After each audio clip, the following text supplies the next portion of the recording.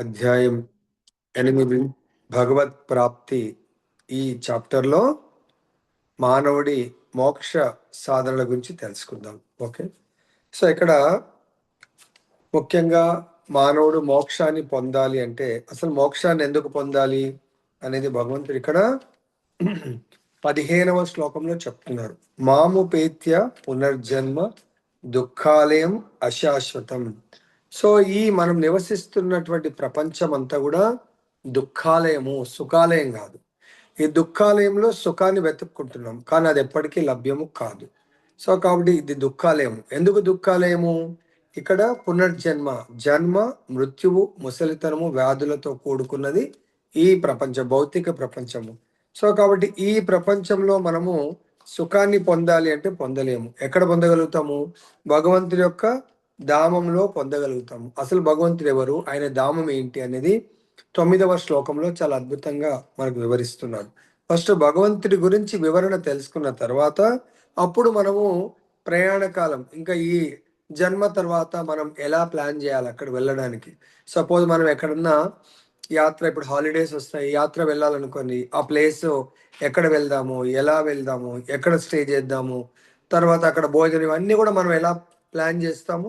అలానే మనము ఇక్కడ యాత్ర కూడా ఒక డెస్టినేషన్ వెళ్ళి వస్తే ఓకే, కానీ అలా చాలా ప్లేసులు మనం వెళ్తున్నాం అనుకోండి, ఎక్కడెక్కడ స్టే చేయాలి ఎలా కనుక్కుంటామో, ఇక్కడ మనం భగవంతుడి గురించి, భగవంతుడి యొక్క స్థితి, ఆయన సంపూర్ణ వివరణ గురించి కొద్దిగా మనం ఇక్కడ తెలుసుకుందాము. భగవంతుడు పరమ పురుషుని సర్వము తెలిసిన వానిగా, అంటే కవిం. కవి అంటే భగవంతుడు భూత, వర్తమాన, భవిష్యత్, ఈ 3 కాలాల గురించి భగవంతుడు తెలిసినవాడు. కాబట్టి ఏమన్నాడు? సర్వము. పరమ పురుషుడు అంటే భగవంతుడు. భగవంతుడి యొక్క స్థితి ఏంటి? ఆయన సర్వము తెలిసినవాడు. ఎందుకు సర్వం తెలిసినవాడు? పాస్ట్ మనతో ఉన్నాడు, భూతకాలము, ప్రజెంట్ మనతో ఉన్నాడు భగవంతుడు, ఫ్యూచర్లో కూడా మనతో ఉంటాడు. ఎలా?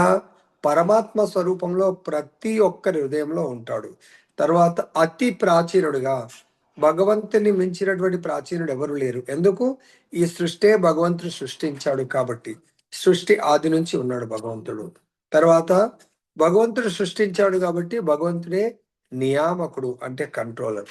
తర్వాత ఈ సృష్టిలో సూక్ష్మాతి సూక్ష్మ జీవులు కూడా ఉన్నాయి కాబట్టి ఆ సూక్ష్మాతి సూక్ష్మ జీవుల యొక్క దేహము, సూక్ష్మజీవులు అంటే దేహము, ఆత్మ అయితే అందరి ఆత్మ సైజు ఒకటే. ఏంటది? ఈ వెంట్రుక చివరి భాగంలోని దాని 1/10,000th పార్ట్, అంత సూక్ష్మ ఆత్మ ఒక సూక్ష్మ జీవిలో ఎంటర్ అవుతుంది. భగవంతుడు కూడా సూక్ష్మాతి సూక్ష్మమైన వాడిగా ఉంటాడు. తర్వాత ప్రతి ఒక్కరి పోషకుడు. ఇవన్నీ తెలుసుకోవడం కాదు, ఇవి చాలా విశ్వాసంతో ఎస్ మనందరి పోషకుడు భగవంతుడు అని మనం అర్థం చేసుకోవాలి. తర్వాత ఇంత ఉండి సమస్త భౌతిక భావనకు అతీతుడు. భౌతిక భావన అంటే ఏంటి? నేను దేహము అనే భావన. మనం దేహం కాదు, మనం ఆత్మలం. ఒకవేళ మనం దేహమే అయితే దేహంలో అలానే ఉంటుంది. అయ్యో మా చుట్టం చనిపోయాడు, లేకుంటే అతను వెళ్ళిపోయాడు అని మనము బాధపడతా ఉంటాం. దేహం అక్కడే ఉంది కదా. మనం ఒకవేళ దేహం అయితే దేహం ఉన్నప్పుడు మనం బాధపడవలసిన అవసరం లేదు. దాంట్లోంచి ఎవరు వెళ్ళిపోయారు? ఆత్మ వెళ్ళిపోయింది. కాబట్టి ఆత్మ లేకుంటే ఇది జడ పదార్థంగా మారిపోతుంది, అచేతనంగా మారుతుంది. కాబట్టి భగవంతుడు ఇటువంటి భౌతిక భావనకు అతీతుడు. మరి భగవంతుడు పరం ఆత్మ కాబట్టి ఈ భౌతిక భావనకు అతీతుడు. మనం కూడా ఆత్మస్వరూపంలో భౌతిక భావనకు అతీతుడు కావాలి. మనం ఎందుకు కావాలా? మనం భగవంతుడి అంశ. అర్థమైందా? ఇంకా నెక్స్ట్ ఊహాతీతుడు. భగవంతుడు మన ఊహలకు అందడు అన్నట్టు. అర్థమైందా? తర్వాత సర్వదా రూప సహితుడు. చాలా మంది రూపరహితుడు అనుకుంటారు, కానీ కాదు, భగవంతుడు రూప సహితుడు. కాకపోతే మనలాంటి రూపం ఉండదు, మనలాంటి ఈ భౌతిక దేహం ఉండదు. భగవంతుడి దివ్య దేహము. ఈ విధంగా అర్థం చేసుకొని అటువంటి రూపం పైన మనం ధ్యానించాలి. అతడు సూర్యునిలాగా తేజోమయుడు, ఈ భౌతిక ప్రకృతికి అతీతంగా దివ్యమైనటువంటి వాడు. సూర్యుడు ఎట్లయితే పొద్దున పూట డే అంతా ఎలా దేదీప్యమానంగా వెలుగుతాడో, భగవంతుడు కూడా అటువంటి వాడు అని చెప్పేసి మనం అర్థం చేసుకొని భగవంతుని ధ్యానించ అటువంటి రూపము. ఇక్కడ మనకు రూపం అన్నప్పుడు ఈ శ్లోకం ద్వారా మనము నిరాకారము అనేది లేదు. భగవంతుడు సాకారము ఆకారం ఉంది. First confirm. భగవంతుడు శూన్యము నుంచి రాలేదు. అది శూన్యం అనేది భగవంతుడి మొదటి ఆ మొదటి అండర్స్టాండింగ్ అన్నట్టు. భగవంతుడి 3 దశలు ఉంటాయి. ఒకటి నిరాకార బ్రహ్మజ్యోతి, 2 పరమాత్మ, 3 భగవంతుడు సచ్చిదానంద స్వరూపము. సో ఇక్కడ మనకు భగవంతుని రూపం మీద మనం ఫిక్స్ అయిపోతే తర్వాత మనం ఎలా ధ్యానం చేయాలంటే ఆ రూపాలలో భగవంతుడు పరమ పురుషుడు, తర్వాత భగవంతుడు త్రేతాయుగంలో రాముడిలాగా, ద్వాపరయుగంలో కృష్ణుడిలాగా రూపంతో అవతరించడం జరిగింది. మనం ఇక్కడ రాముణ్ణి కృష్ణుణ్ణి రూప సహితుడిగా మనము భావించి భగవంతుని ఆయన నామాన్ని మనము ధ్యానం చేస్తూ ఉండాలి. సో అటువంటి వాళ్ళు మాత్రమే భగవంతుని చేరుకోగలుగుతారు, భగవంతుని అర్థం చేసుకోగలుగుతారు. ఇంకా మనం ఈ బ్రహ్మాండంలో చూసినట్టు పెద్ద పెద్ద గ్రహాలు ఉన్నాయి. ఈ గ్రహాలన్నింటినీ కూడా గ్రహ మండలాలన్నింటినీ కూడా భగవంతుడే కంట్రోల్ చేస్తా ఉన్నాడు. మరి అంత పెద్ద గ్రహాలను కంట్రోల్ చేస్తున్నాడు అనే విషయము మన ఊహకు అందుతుందా? అందదు. కాబట్టి భగవంతుడు తన యొక్క అచింత్య శక్తి, చింత్య అచింత్య అంటే మనము మన యొక్క మెదడుకు అందేది మన క్యాలిక్యులేషన్ ఉంటుంది, ఊహకు అందుతుంది. కానీ ఊహాతీతము అచింత్యమైన శక్తి అంటే మనము దాన్ని క్యాలిక్యులేట్ చేయలేనటువంటిది, ఊహాతీతమైనటువంటిది, అచింత్య శక్తి. ఇది మన భౌతిక భావనకు అతీతమైనటువంటిది భగవంతుడి శక్తి. సో కాబట్టి ఈ శక్తి గురించి మనం తెలుసుకోవాలి అంటే ఆధ్యాత్మిక మార్గంలో మనము ఆచార్యుల ద్వారా మాత్రమే తెలుసుకోగలుగుతాము. ఈ ఆధ్యాత్మిక 2 జగత్తులు, భౌతిక జగత్తు, ఆధ్యాత్మిక జగత్తు. ఆధ్యాత్మిక జగత్తు అంటే భగవంతుడు నివసించేటువంటి వైకుంఠ లోకాలు. వాటితో పోలిస్తే ఈ భౌతిక ప్రపంచము చాలా చాలా చిన్నది, ఊహించలేనటువంటిది ఇది. సో కాబట్టి ఇక్కడ మన యొక్క బుద్ధి అల్పము, మన యొక్క లోకము కూడా చాలా అల్పమైనటువంటిది. కాబట్టి బుద్ధిమంతులు అనవసరమైన వాదనము, కల్పన విడిచిపెట్టి వేదాలు, భగవద్గీత, శ్రీమద్ భాగవతం ఏం చెప్పిందో భగవంతుడి గురించి, భగవంతుడి లోకం గురించి, మన గురించి, మన లోకాల గురించి శాస్త్రానుసారంగా ప్రామాణిక ఆచరణ ద్వారా విని ఆ ప్రయాణంలో మన యొక్క జీవన ప్రయాణం, ఆ మార్గంలో మనము ప్రయాణించాల. సో ఎప్పటి వరకు ప్రయాణిస్తాం మనము? ప్రతి ఒక్కరు ప్రయాణం చేస్తూనే ఉంటారు. ఈ యొక్క మనం ఈ భూమండలము, భూమి అనే గ్రహము, అన్ని గ్రహమండలాన్ని కూడా ప్రయాణం చేస్తూ ఉంటాయి. అర్థమైందా? మరణ సమయంలో వాయువును ఎక్కడి వరకు, దేని కొరకు? మరణం వైపు మనం ప్రయాణం చేస్తున్నాం. పుట్టినవాడు మరణించక తప్పదు. మరి ఈ మరణ సమయంలో మనము మోక్షానికి సాధన, ఇదొక సాధన. ఏంటది? ప్రాణవాయువును కనుబొమ్మల మధ్యలో నిలపాలి, ఇక్కడ నిలపాల. తర్వాత దారి తప్పిన మనస్సు, మన మనసు చంచలము, అది ఎక్కడెక్కడో పరిగెడతా ఉంటుంది. సో కాబట్టి అటువంటి మనస్సుని మన యోగ బలంతో పూర్ణ భక్తితో భగవత్ స్మరణలో నెలకొనేవాడు నిశ్చయంగా ఆ భగవంతుని పొందగలుగుతాడు. ఈ మనస్సుని కంట్రోల్ చేయాలంటే మనకు 6వ అధ్యాయం 47వ శ్లోకంలో చాలా భగవంతుడు మనకు చెప్పడం జరిగింది. యోగినామపి సర్వేషాం మద్గతేన అంతరాత్మన శ్రద్ధావాన్ భజతే యోమాం సమేయుక్త తమో మత. ఈ యోగులందరిలో కల్లా గొప్ప యోగి, నాతో నిత్యము నిరంతరము యోగంలో ఉండేటువంటి వారు ఎవరంటే అత్యంత శ్రద్ధతో సర్వదా నాయందే కట్టుబడి ఉండేవాడు. అంటే భగవంతుడి స్మరణయందు, భగవంతుడి సేవ యందు కట్టుబడి ఉండేవాడు. తర్వాత మన యందు నన్నే, భగవంతునే స్మరించేవాడు, నాకు దివ్యమైన ప్రేమయుత సేవ చేసేవాడు. అటువంటి యోగి నాకు యోగులందరిలో ఉత్తమమైనటువంటి వాడని భగవంతుడు ఇక్కడ చెప్తున్నారు. కానీ ఈ అష్టాంగ యోగ దాంట్లో ఏం చెప్తున్నారు? ఇంకా ఇక్కడ ప్రాణవాయును కనుబొమ్మల మధ్యకు ఆజ్ఞా చక్రానికి అంటే చేర్చాలని యోగ సాధన మనకు చెప్తుంది. తర్వాత షట్చక్ర యోగ సాధన అంటే 6 చక్రాల ధ్యానంతో కూడుకున్నటువంటి ఈ యోగ సాధన.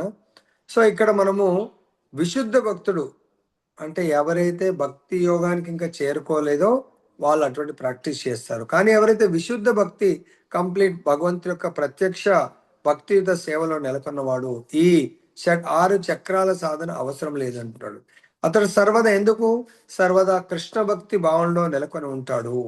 కాబట్టి మరణం ఆసన్నమైనప్పుడు అతడు ఈ మృత్యువు గురించి ఆలోచించడు.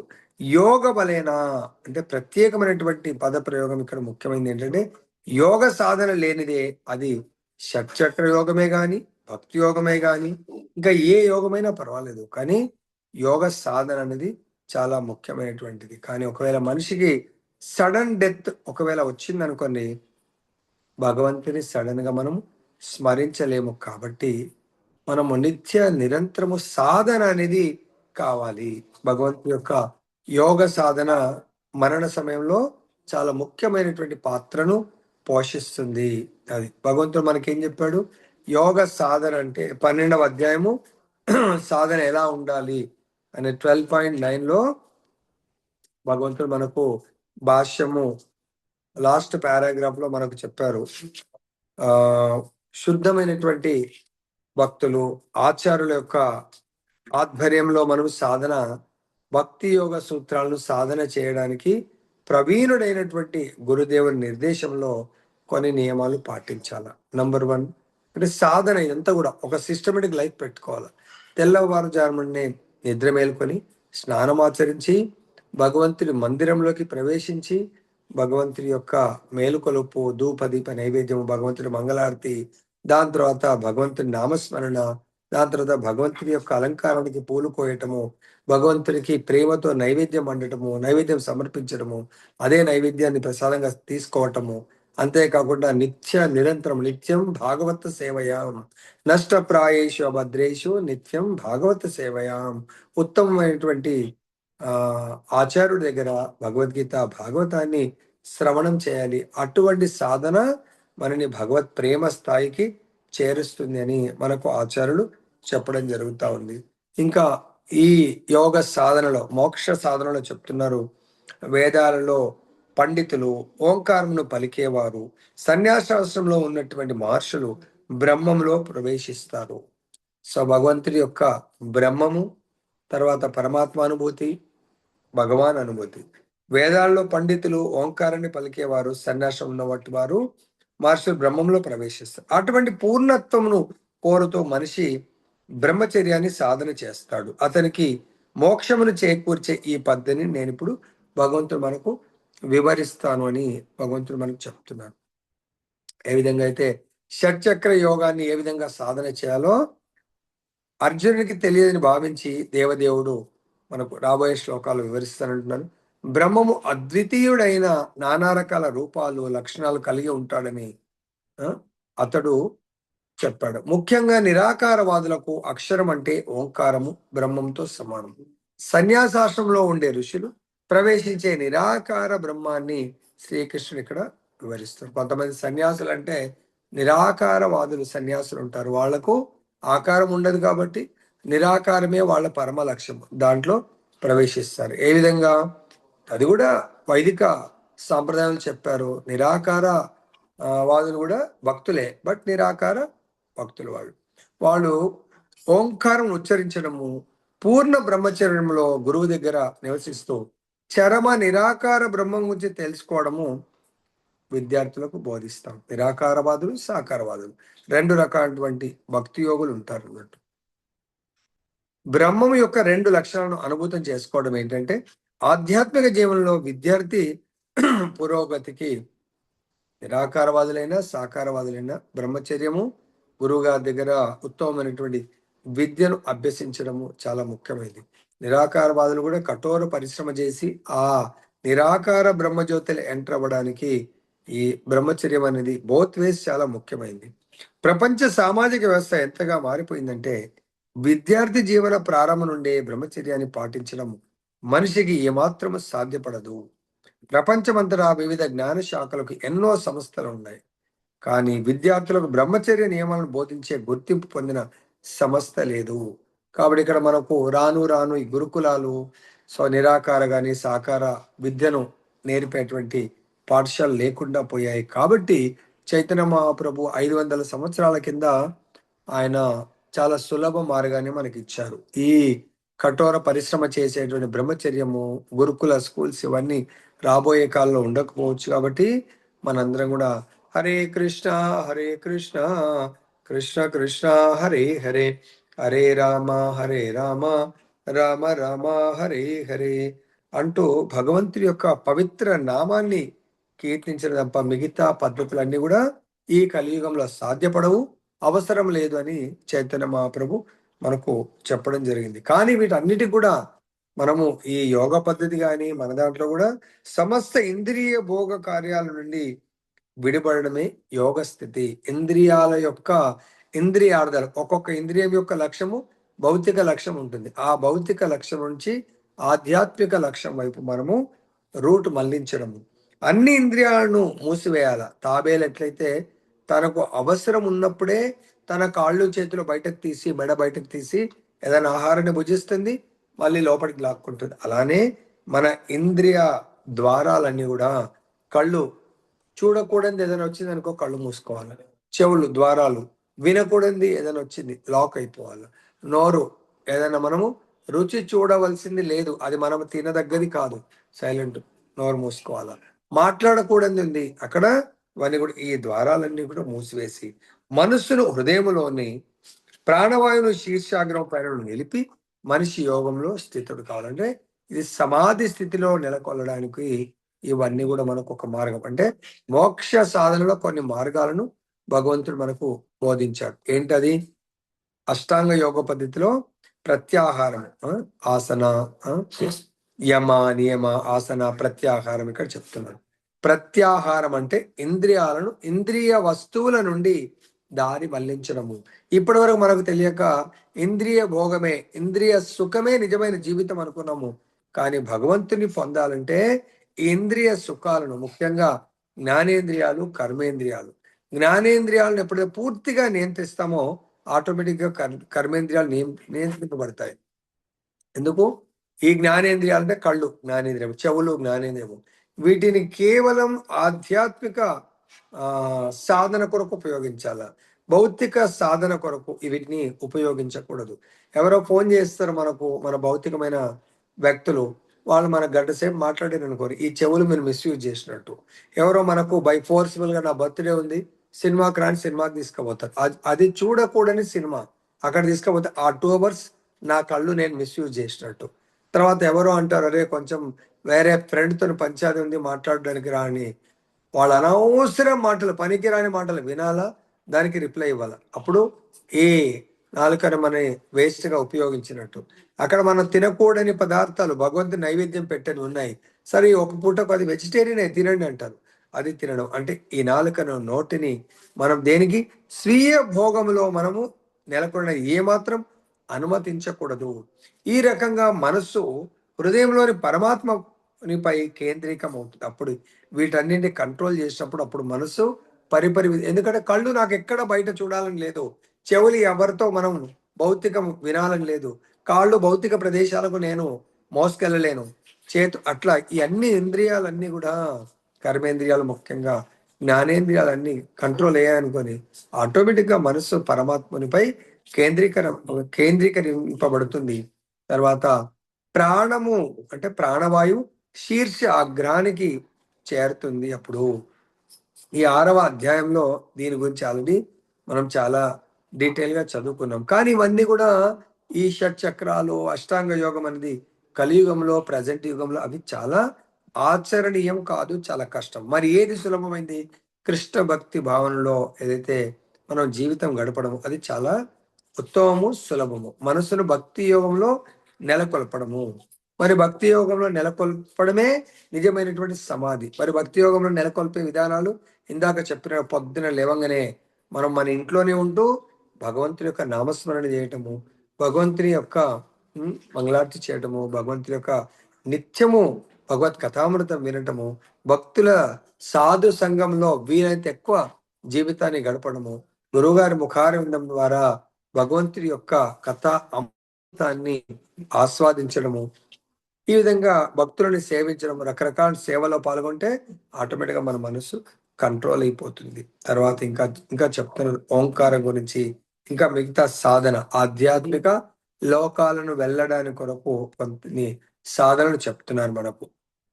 ఈ యోగ సాధనలో ఎవరైతే నెలకొని ఉంటారో వాళ్ళు అక్షరాల దివ్య సమూహమైన పవిత్ర ఓంకారను జపించిన తర్వాత, ఓంకారం జపిస్తాం, ఓంకారం ఓం, తర్వాత తర్వాత మనిషి ఏం చేయాలా?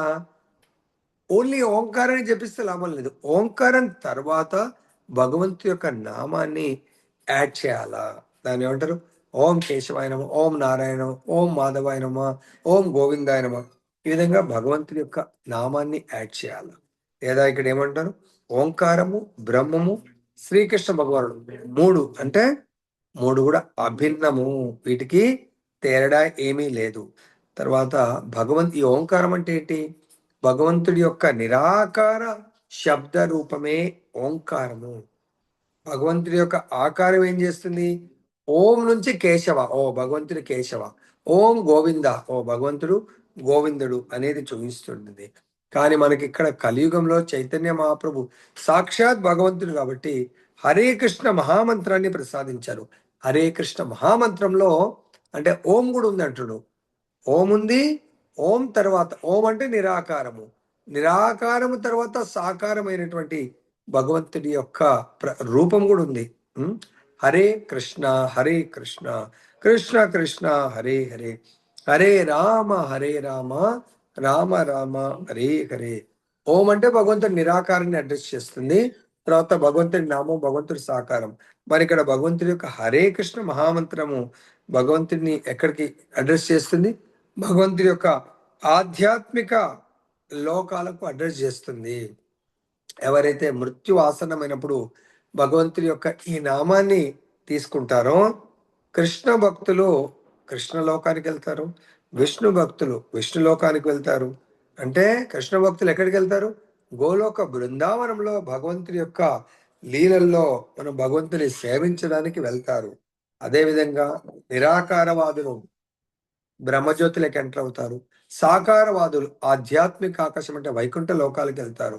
కానీ కృష్ణ భక్తులు మాత్రం వెరీ క్లియర్, కృష్ణలోకం అనేటువంటి గోలోక బృందావనానికి మాత్రం వెళ్తారు అని ఇక్కడ మనకు బోధిస్తున్నారు. తర్వాత మరి వెళ్తారు అనేది ఒక స్టేట్మెంట్ క్లియర్ అయింది. ఎలా మనం వెళ్ళగలము? ఎంతసేపు జపం చేస్తే, ఎలా చేస్తే? అది ఈ శ్లోకంలో చెప్తున్నారు. అనన్య చేత సతతం యో మాం స్మరతి నిత్యశః. ఓ పృథుకుమారా, ఓ పృథ అంటే పృథుకుమారా, క్రమము తప్పకుండా ఒకరోజు చేసి ఒకరోజు చేయకపోవడం కాదు, క్రమము తప్పకుండా భగవంతుడు చెప్తున్నాడు, మీరు నిత్య నిరంతరము నన్ను స్మరించే వాడికి మీకు స్థిరమైనటువంటి భక్తియుక్త సేవ చేసుకునే అవకాశాన్ని ఇస్తారు. ఎవరైతే క్రమము తప్పకుండా భగవద్ భజన చేస్తూ భగవంతుడి యొక్క భక్తియుక్త సేవ చేస్తారో వాళ్ళు చాలా సులభంగా భగవంతుడు లభ్యమవుతాను నేను అని చెప్తున్నాను. దానికి ఎగ్జాంపుల్ ఎట్లా భగవంతుడు ఆ లభ్యమవుతాడు అంటే ఒక అంటే ఉత్తమ భక్తులేమో వాళ్ళ సాధన ద్వారా వాళ్ళు పొందుతారు. కానీ అది ఒక లెవెల్లో చాలా గ్రేట్. కానీ వాళ్ళకంటే కూడా గొప్ప ఎట్లంటే వాళ్ళ సాధన ద్వారా ఇతరులకు భగవంతుని ప్రసాదించడం చాలా గొప్పది. దాంట్లో ఎగ్జాంపుల్ మనం తీసుకుంటే ధ్రువ మహారాజు ఉన్నాడు. ధ్రువ మహారాజు తన తండ్రి పినతల్లి దగ్గర అవమాన భారంతో తల్లి దగ్గరకు వచ్చి ఏడుస్తూ ఉంటే, నేను దీంట్లో నీకేం చేయలేను, మరి ఎవరు చేయగలుగుతారు సహాయం అంటే ఆ భగవంతుడే చేయగలుగుతాడు. భగవంతుడు ఎక్కడ దొరుకుతాడంటే భగవంతుడు వనాల్లో వెళ్ళి తపస్సు చేస్తే విన్నాను నేను అట్లా అని అంటారు. సరే ఏ వనంకి వెళ్ళమంటే మధువనం. సో వనానికి వెళ్తా ఉన్నాడు. సో ఆయన శ్రద్ధ, అచంచలమైనటువంటి విశ్వాసము శ్రద్ధ చూసి భగవంతుడు నారదుని పంపిస్తాడు, చెక్ చేయు నిజంగా అంత శ్రద్ధ ఉన్నదా ఆయనకు, నన్ను పొందాలని అంత కఠోర పరిశ్రమ చెయ్యాలని శ్రద్ధ ఉందా? అప్పుడు నారదుడు లేదు లేదు అదేదో వట్టిగా అని ఉంటారు, నువ్వు వెళ్ళిపో అంటే ఇప్పుడు వెళ్ళడు. ఇక చనిపోనని చనిపోతాను కానీ వెళ్ళను అంటాడు. అప్పుడు ఆయన యొక్క దృఢ వ్రతానికి నారదుడు ప్రసన్నమై భగవంతుడి యొక్క నామాన్ని ఇవ్వడం జరుగుతుంది. నారదుడి రికమెండేషన్ ప్రకారం మధువనంలో వెళ్ళి ధ్రువమార తపస్సు చేస్తాడు. ఎప్పుడైతే ఆ తపస్సు ఎలా ఉంది, క్రమం తప్పకుండా నిరంతరం 6 నెలలు నిరంతర కఠోర పరిశ్రమ భగవంతుని స్మరించడం వల్ల భగవంతుని యొక్క దర్శనం, లోపల పరమాత్మ దర్శనం జరిగింది, బయట కూడా భగవంతుడు ఆయన పరమాత్మ రూపంలో దర్శనం ఇవ్వడం జరిగింది.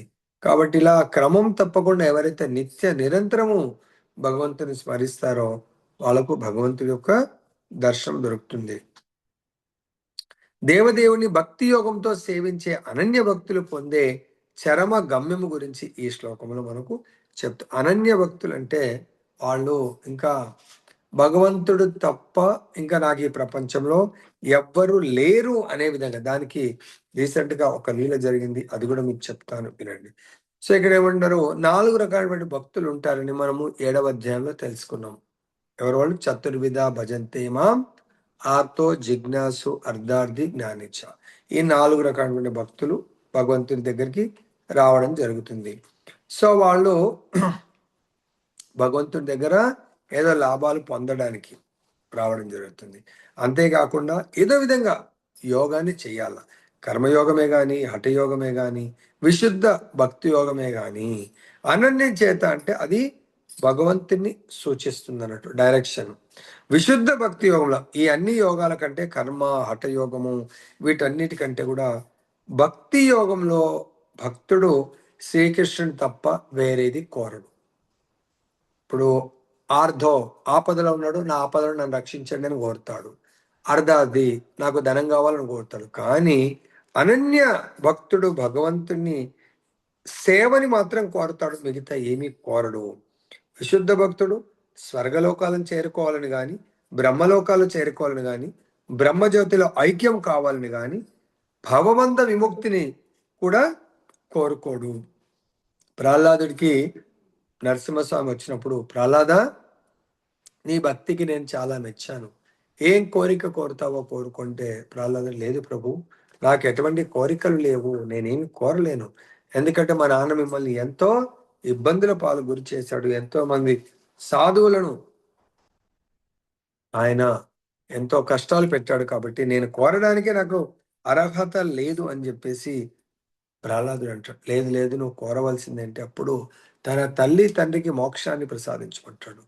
ఇంకా మళ్ళీ నీ కొరకు కోరుకుంటే, సో ఈ దానవ దానవులందరినీ కూడా మీ ధామానికి పంపించే శక్తిని, బుద్ధిని వీళ్ళందరూ వెళ్ళిపోయిన తర్వాత అప్పుడు మీ దగ్గరికి నేను రావాలనుకుంటా. ఫస్ట్ వీళ్ళందరినీ కూడా మీ దగ్గరికి చేర్చే శక్తిని, బుద్ధిని ప్రసాదించండి ప్రహ్లాదుడు కోరుతా ఉంటాడు. అంటే తన కొరకు కోరట్లేదు, అర్థమైందా?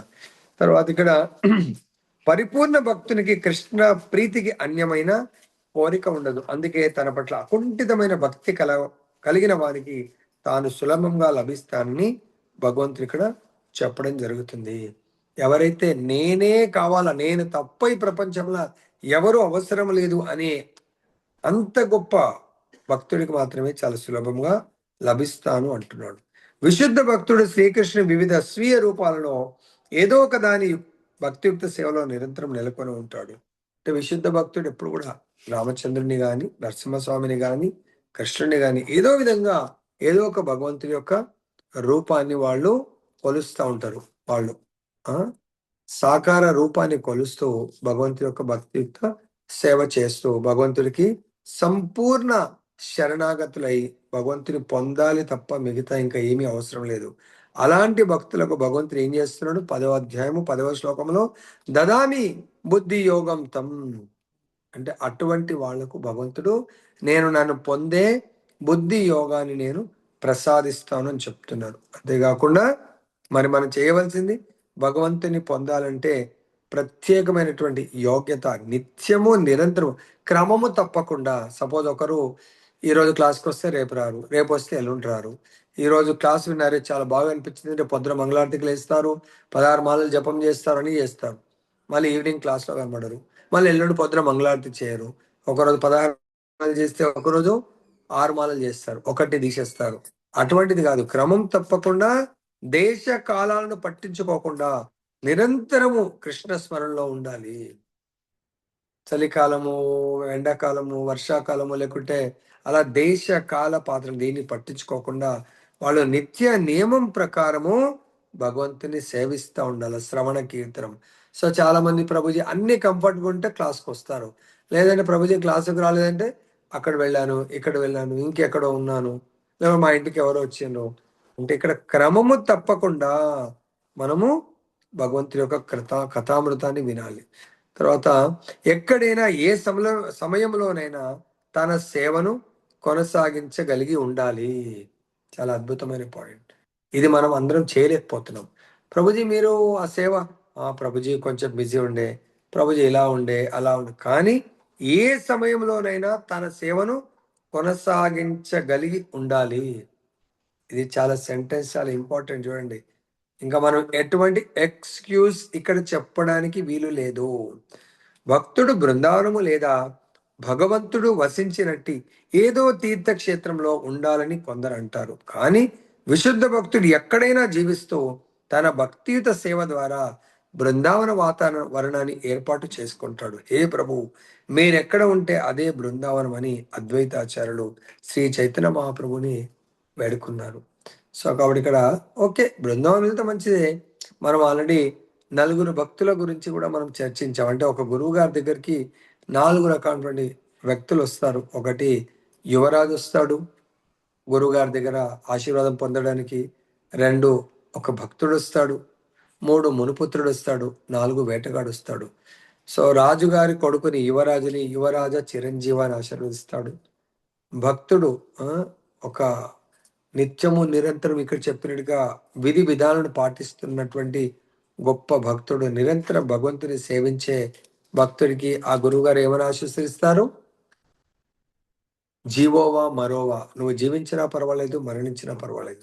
ఎందుకంటే జీవించి ఉంటే నీ చుట్టూ వైకుంఠ వాతావరణాన్ని ఏర్పాటు చేసుకుని అటువంటి వాతావరణంలో జీవిస్తున్నావు. మరణిస్తే నువ్వు గ్యారంటీగా అంత్యకాలేచ మామేవ స్మరణ ముక్త కలీవరం, నువ్వు చనిపోతే ఎట్లా భగవద్ధామమే వెళ్తావు. ఎందుకు? ఇక్కడ ఆన్ డ్యూటీలో ఎంతో సేవ చేశావు.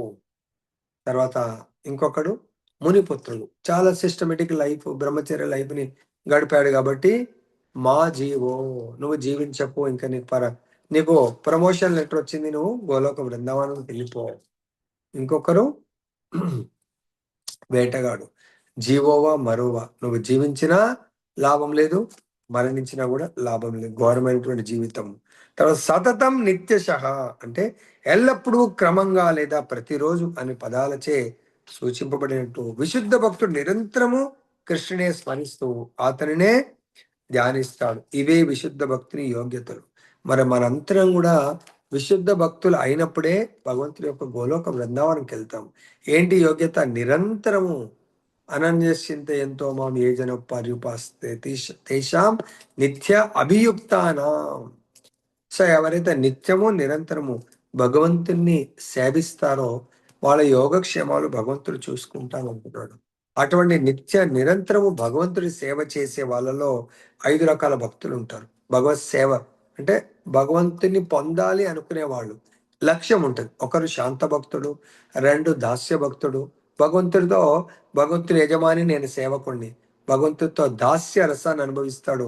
ఇంకొకడు సాఖ్య రసం, భగవంతుడు నా మిత్రుడు. సో నేను భగవంతుని మిత్రుడిని, భగవంతుడు నాకు మిత్రుడు. కాబట్టి భగవంతుని నిత్యము నేను సాఖ్యరసంలో సేవిస్తాను అనుకుంటాడు.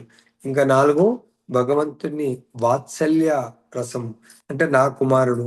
తర్వాత నేనే భగవంతుని సేవ చేయాలి అని యశోదమ్మ ఎలా అనుకుంటుందో, కౌసల్యదేవి ఎలా అనుకుంటుందో వాత్సల్య ప్రేమ, శశిమాత ఎలా అనుకుంటుందో వాత్సల్య ప్రేమ. తర్వాత లాస్ట్కు మాధుర్య భక్తుడు, భగవంతుడు తన గోపికలతో సో ఎన్నో రకాలైనటువంటి ఆ రాస డ్యాన్స్, తర్వాత వాళ్ళ నుంచి సేవలు అందుకుంటూ ఉంటాడు. ఈ విధంగా భగవంతుడు తన ప్రియురాలు, మాధుర్య రసం అంటే ప్రియురాల్లాగా వాళ్ళకు మనందరికీ కూడా, అంటే ఎవరైతే భగవంతుడి భక్తిలో చాలా శుద్ధ లెవెల్లో ఉంటారో వాళ్ళకు అవకాశం ఇస్తాడు భగవంతుడు. ఆ విధంగా భగవంతుడు చాలా సులభంగా లభిస్తాడు. విశుద్ధ భక్తుడు ఒక్క క్షణమైనా భగవంతుని మర్చిపోడు. శుద్ధ భక్తుడి ప్రైమ్ అంటే ముఖ్య లక్షణము భగవంతుని క్షణిక కాలం కూడా మర్చిపోడు. ఆయన నోట్లోంచి వచ్చిందంటే చాలు భగవంతుడి గురించే చెప్పడం జరుగుతుంది. కాబట్టి ఇక్కడ మరి ఆయన నిత్యం ఏం చేస్తూ ఉంటాడు? ఇప్పుడు కూడా క్షణమైన మరిచిపోడు అనే దానికి సిమ్టమ్ ఎట్లా? ఎప్పుడు మాల మెడలో ఉంటుంది. హరే కృష్ణ హరే కృష్ణ కృష్ణ కృష్ణ హరే హరే, హరే రామ రామ రామ హరే హరే అనే మహామంత్రాన్ని ఎప్పుడు జపిస్తూ ఉంటాడు. అలా అట్లీస్ట్ మనం జపించగలుగుతామా లేదా అనేది ఈ కమింగ్ ఏకాదశి రోజు ప్రయత్నం చేద్దాం.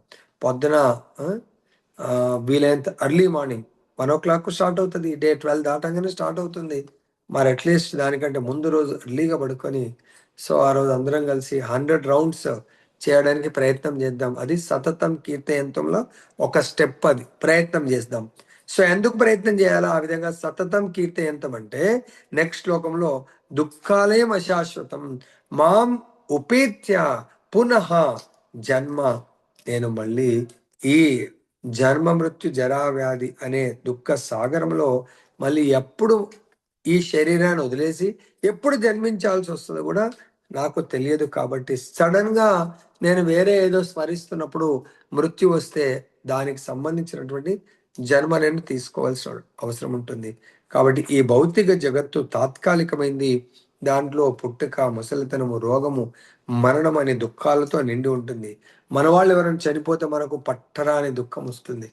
ఎవరైనా జన్మిస్తే ఎంతో ఆనందం వస్తుంది. సో కాబట్టి ఈ రెండు కూడా ద్వంద్వాలను మనము అనుభవిస్తున్నాం ఎంతో కాలం నుంచి. కాబట్టి మహోన్నత పూర్ణత్వాన్ని పొంది పరమలోకమైనటువంటి గోలోక బృందావనాన్ని పొందాలనేది మన సహజమైనటువంటి కోరిక అయి ఉండాలి. అది కానీ ఆ కోరికని ఈ దేహ వాంఛలు కప్పివేస్తా ఉన్నాయి. ఆ పరంధామము వేద సాహిత్యంలో అవ్యక్తము, అక్షరము, పరమాగతి. మనకు భాగవతంలో కూడా 1.2.28-29లో కూడా చెప్తారు.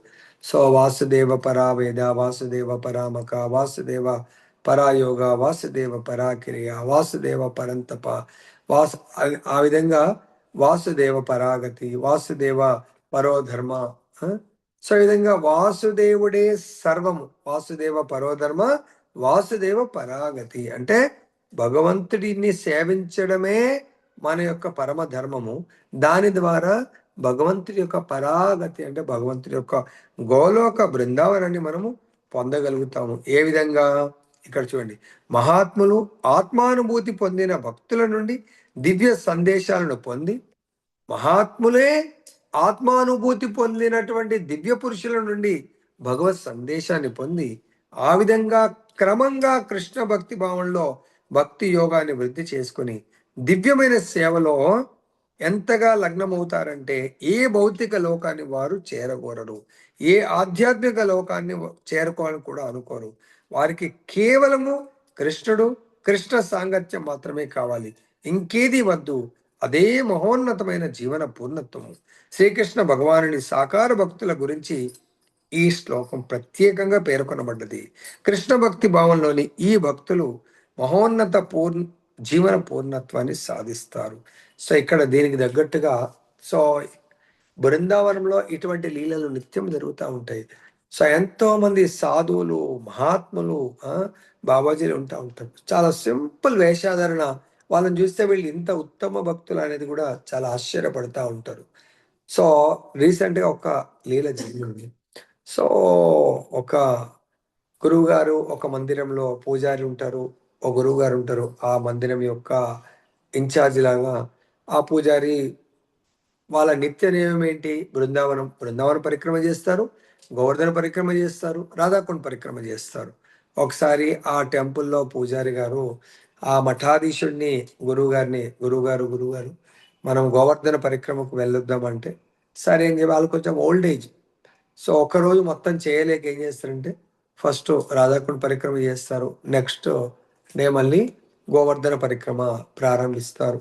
సో అది కొంత దూరం వెళ్ళిన తర్వాత ఆ లోపల పూచిరికి లోట తర్వాత లోపల నుంచి మనం వెళ్తా ఉంటాం అన్నట్టు, రోడ్ మీద వెళ్ళకుండా.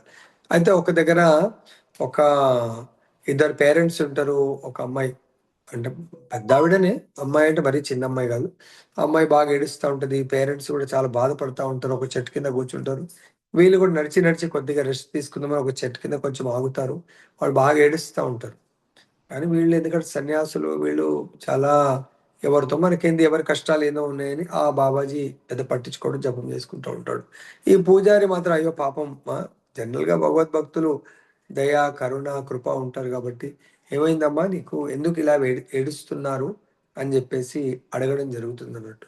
అప్పుడు వాళ్ళంటారు, "ఏం చేయాలా? ఈ అమ్మాయి బాగా చదువుకున్నది. మంచి ఇంటెలిజెంటు. ఆ! సో, గొప్ప జాబొస్తే గూడా దాన్ని వదిలేసి, సో, నాకు కృష్ణుడు గావాలా, కృష్ణుడు గావాలా, కృష్ణుడిని జూడాలా, కృష్ణుడి దర్శనం గావాలని" ఆమె నిత్యం ఏడుస్తుంది. చాలా రోజులే భోజనం మానేసింది. నీళ్ళు గూడా మానేసింది. ఎంతోమంది ఆహ్, గురువుల దగ్గరికి తీసుకెళ్ళాము. కానీ ఫలితం రాలేదు. అందుగురించే వాళ్ళు గుజరాత్ నుంచి వస్తారంట. ఇక్కడ బృందావనంకొస్తారు. ఎవరో చెప్తారు వ్రజమండలికెళ్ళండి. అక్కడ గోవర్ధన పరిక్రమ చేస్తే ఆమె నిజంగానే ఆమె కోరిక నెరవేరుతుంది అంటే, ఇక్కడికొచ్చాము అంటారు. అప్పుడు ఆయన చూసి చాలా జాలిపడి పూజారి అలా సైగ చేస్తాడు. అక్కడున్న బాబాజీ చాలా గొప్ప భక్తుడు. నిజంగానే మీ అమ్మాయికి అంత అర్హత ఉంటే, యోగ్యత ఉంటే ఆ బాబాజీ మీ అమ్మాయికి దర్శనం గూడా చేపించగలుగుతాడు అని ఎప్పుడైతే ఆ పూజారి అంటాడో, ఆ అమ్మాయి చెవిలో పడింది. ఆమె నిజంగా అటు వంక చూస్తుందన్నట్టు. చూస్తే ఆమెకేమనిపించిందో తెలీదు.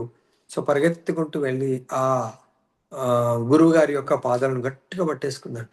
ఆయనన్నాడు, "అరే! ఏంటేంటి నా పాదాలు పట్టుకొని వదిలేయి, వదిలేయి" అంటే కూడా వదలట్లేడంట.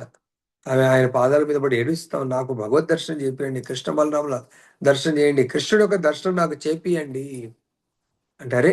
ఎవరు చేపిస్తారు? నాకే ఇప్పటివరకు దర్శనం దొరకలేదు. నీకెక్కడికెళ్ళి చేపిస్తా? జరుగు, జరుగు ఇక్కడి నుంచి జరుగు నువ్వు. ఎవరో నీకేదో చెప్పుంటారేమో. నాకేం కెపాసిటీ లేదు" అని చెప్పేసి. ఆయన చూస్తే చాలా సింపుల్. అలా ఎవరైనా చూస్తే ఏదో మామూలుగా ఉన్నాడేమో ఈయన ఇక్కడేదో వాళ్ళ ఏ ఆసరా లేక ఇక్కడ ఉన్నాడేమో అని చాలా అంటే చాలా సింపుల్‌గా ఉంటారన్నట్టు వాళ్ళు. అప్పుడు ఆమె యొక్క తీవ్ర ఇచ్చ, కోరిక ఆ! అది చూసి ఆయన చాలా సేపు లేదు లేదు నన్ను వదిలేయి అంటాడు. కానీ అస్సలు వదిలిపెట్టదన్నట్టు. ఆమెకు అంత నమ్మకం అయిపోయింది. యెస్! ఈ గురువుగారు నాకు అదే మరి పూజారి కాళ్ళ మీద పడలేదు మరి. అలా చూయించగానే ఆయన దగ్గర పడిపోయింది. అప్పుడు ఆమె యొక్క తీవ్ర కోరిక, ఇచ్చను చూసి అలా ఆమె మొత్తం గోంగటి ఇలా ఉంటదన్నట్టు. ఆ! సో, అప్పుడు ఏమైతుంది ఆయన అలా ఈ కొంగు తీసి వెంట్రుకలతో ఇలా లేపి అంటాడంట, "అది చూడు ఆ గోవర్ధన పర్వతం మీద కృష్ణ బలరాములు ఉన్నారు. వెళ్ళు అక్కడ చూడంటే" ఆమె లేసి నిజంగా అలా చూస్తే అక్కడ కృష్ణ బలరాములిద్దరూ కొన్ని వేల ఆవుల మధ్యలో వాళ్ళిద్దరూ ఆవులను మేపుతూ ఆనందాన్ని అనుభవిస్తుందంట. సో, అది ఎవరికీ తెలీదు. ఆ గురువుగారే జూస్తున్నారు. ఆ అమ్మాయి జూస్తుంది. ఆమె ఇంకా ఒక్కటే గురువుగారు అక్కడ చూడనంగానే గురువుగారి పాదాలకు ప్రణామం చేసుకొని పరిగెత్తిందట. "హే కృష్ణ, కృష్ణ, బలరాం" అని జెప్పేసి ఆ యొక్క గోవర్ధన పర్వతం పైకి పరిగెత్తిందంట. అంటే చూడండి, శుద్ధ భక్తులకు అంటే భగవంతుడే నాకు కావాలి అనుకునే వారికి అంత భగవంతుడు మన యొక్క విశ్వాసం ఎంతుంటే దానికి తగ్గటువంటి దర్శన భాగ్యాన్ని భగవంతుడు కల్పిస్తాడు. వారికి కృష్ణుడు, కృష్ణ సాంగత్యం మాత్రమే కావాలి. ఇంకేది వద్దు. సో, కేవలం కృష్ణుడు కావాలా? కృష్ణ భక్తుల సాంగత్యం, కృష్ణ సాంగత్యము. కృష్ణ సాంగత్యం ఎలా వస్తుంది? కృష్ణ భక్తుల సాంగత్యంలో మాత్రమే కృష్ణుడి యొక్క సాంగత్యం దొరుకుతుంది. ఎలా?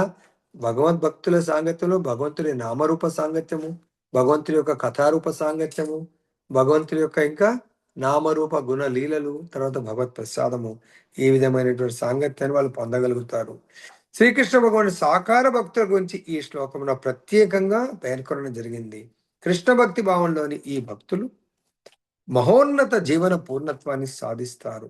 సో, ఎవరైతే ఆ విధంగా భగవంతుడి పట్ల అచంచలమైనటువంటి విశ్వాసంతో జీవిస్తూ భగవంతుడు కోరుకునే వాళ్ళకు భగవంతుడు తప్పకుండా ఈ లైఫ్‌లోనే దర్శనం ఇవ్వడం జరుగుతుంది. అలా ఎంతోమంది భక్తులకు భగవంతుడు దర్శనం ఇవ్వడం జరిగింది. తర్వాత ఒకవేళ మనము భగవంతుని కాదు అనుకోని ఈ బ్రహ్మాండంలో ఎన్నో లోకాలున్నాయి. 14 లోకాల్లో చూసొద్దామని అనుకుంటే ఆ బ్రహ్మ భువనాల్లోక పునరావర్తినో అర్జున మాముపేత్యతు కౌంతేయ పునర్జన్మన విద్యతే.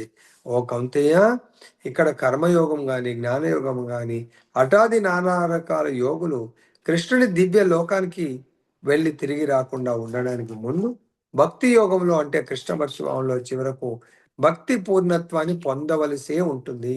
పైనేంది కర్మయోగం ద్వారా వాళ్ళు కర్మయోగ ఆహ్, పూర్ణత్వం ఏంటి? భక్తి యోగంలో ప్రారంభము. జ్ఞానయోగము పరిపూర్ణత్వము భక్తి యోగాన్ని స్వీకరించడము. కాబట్టి అన్లెస్ అంటిల్ భక్తి యోగాన్ని వాళ్ళు స్వీకరించేంత వరకు భగవంతుడి యొక్క ధామానికి చేరుకోలేరు. అత్యున్నత లోకాలు అంటే భూలోకం నుంచి పైన 7 లోకాలు బ్రహ్మలోకమైన, కింద అధమ లోకాలైన ఎక్కడికి వెళ్ళినా కూడా మళ్ళీ వాళ్ళు పతనం చెంది భూలోకానికి రావాల్సిందే.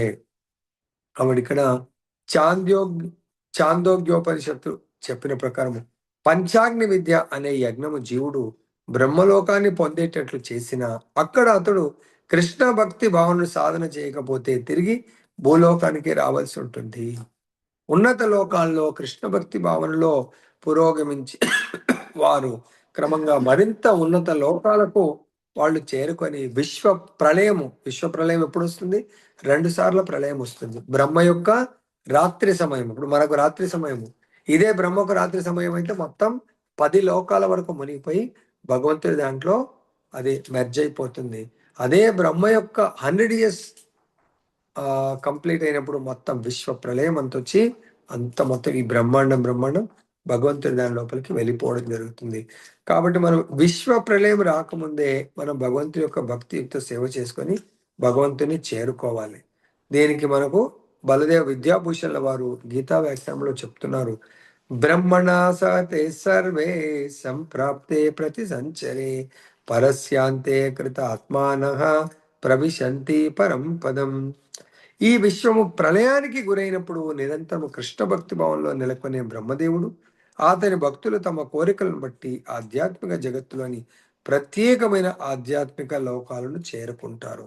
ఎవరైతే బ్రహ్మ యొక్క అనుచరులు అంటే బ్రహ్మ బోధలను పాటించే వాళ్ళు తూచా తప్పకుండా వాళ్ళు మాత్రమే భగవద్ధామాన్ని చేరుకుంటారు. కానీ ఎవరైతే భగవంతుని కోరుకోకుండా భగవద్భక్తి చేయకుండా బ్రహ్మలోకం వెళ్ళిన మృత్యువుని అనుభవిస్తారు. దానికి ఎగ్జాంపుల్ ఏంటంటే, ఒకసారి స్వర్గలోకంలో దేవతలది మీటింగ్ జరుగుతూ ఉంటుంది కదా. ఆ మీటింగ్లో దేవతలు అందరూ వస్తారు. సో దానికి విష్ణువు కూడా రావడం జరుగుతుంది గరుడు మీద.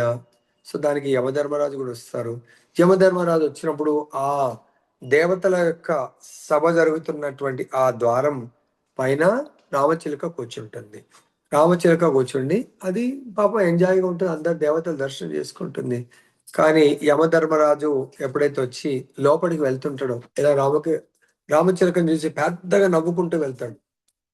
రామచిలుక అరే పోయి ఈయన నవ్వుకుంటూ వెళ్తున్నాడు, అది నన్ను డైరెక్ట్ ఫేస్ టు ఫేస్ చూసుకుంటాడు, అది భయానికి గురవుతుంది. తర్వాత ఫైనల్ గా విష్ణు భగవానుడు గరుడు మీద వస్తాడు. గరుడు అక్కడ దింపేసిన తర్వాత సో విష్ణువు లోపలికి వెళ్తాడు. అప్పుడు రామచిలుక వెళ్ళి గరుడి యొక్క పాదాలను ఆశ్రయించి, ప్రభువు నన్ను రక్షించండి, ఏంటి నీకు వచ్చిన ఆపద అంటే, ఇంతకు ముందే యమధర్మరాజు మీకంటే ముందు వెళ్ళాడు, కానీ నన్ను చూసి పెద్దగా నవ్వుకుంటూ వెళ్ళాడు. కాబట్టి నేను అనుకుంటున్నాను ఆయన నవ్వాడంటే నాకు మృత్యు వచ్చినట్టు అనుకుంటున్నాను, కాబట్టి నన్ను రక్షించండి అని వేడుకుంటుంది.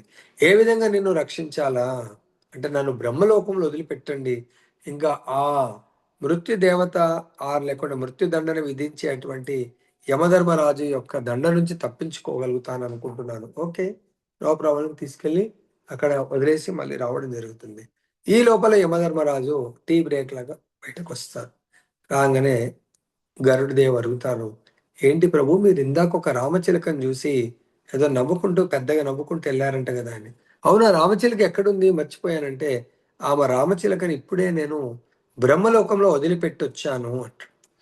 అదే నాకు ఆశ్చర్యం, దాన్ని చూసుకుంటూ నవ్వుకుంటూ వెళ్ళాను. నేను వెళ్ళేటప్పుడు ఒక 5 నిమిషాలు అయితే బ్రహ్మలోకంలో దానికి మృత్యువు రాసి పెట్టింది ఉంది. దేని ద్వారా? గండు పిల్లి ద్వారా. అప్పుడు గరుడు అంటే, అరే దాని మృత్యువుకు నేనే కారణమయ్యాను అంటే, సో నీవు కాదు, ఎవరి కర్మ వాళ్ళు అనుభవించవలసిందే. కర్మ సిద్ధాంతాన్ని ఎవ్వడు తప్పించుకోలేడు. ఎప్పుడు నువ్వు భౌతికంగా మృత్యువుని అధిగమించాలి అనుకుంటే నువ్వు మృత్యువుని అధిగమించడం ఇంపాసిబుల్. అదే ఆధ్యాత్మికంగా ఎవరైతే భగవంతుడికి సంపూర్ణ శరణాగతి పొందుతారో వాళ్ళకి ఇదే లైఫ్ జీవితం లాస్ట్ అవుతుంది, నెక్స్ట్ జన్మంటా ఉండదు. అప్పుడు మనం మృత్యువుని జయించినట్టు. కానీ మన సొంత ఆలోచనలతో ఏదో ప్లాన్లు చేస్తే అదే గరుడి దగ్గరకు వచ్చి, ప్రభు నన్ను రక్షించి మీ యొక్క కృప వల్ల నాకు భగవత్ శరణాగతి ఇప్పియండి, భగవంతుడి ఆశయాన్ని ఇప్పించండి. మృత్యు లేకుండా ఏదైనా సాధన చెప్పండి అని ఉంటే ఈ పాటికి మృత్యువును కూడా జయించి ఉండేది. కాబట్టి మనందరం కూడా అలా మనము మన ఊహలతో, మన ఆలోచనలతో మృత్యువుని జయించాలని అనుకునే దానికంటే మనము ఆచార్యుడి ద్వారా భగవంతుడి యొక్క కృపని పొందడానికి ప్రయత్నం చేస్తే నెక్స్ట్ లైఫ్ అంటూ ఉంటే మనం భగవద్ధామంలో ఉంటాం, ఇక్కడ ఉండము. కాబట్టి దయచేసి ఇది చక్కగా అర్థం చేసుకొని మీరు విధి విధానాలు పాటిస్తూ ఇదే లైఫ్ లో భగవద్ధామం చేరుకోవాలని కోరుకుంటూ ముగిస్తున్నాడు. జయ బలో గ్రంథరాజ్ శ్రీమద్ భగవద్గీత की जय, श्री श्री राधा रमन लाल की जय, जगन्नाथ बलदेव सुभद्रा महारानी की जय, गौर निताय भगवान की जय, जगत गुरु श्री प्रभुपाद की जय, श्री श्रीपाद गुरु महाराज की जय।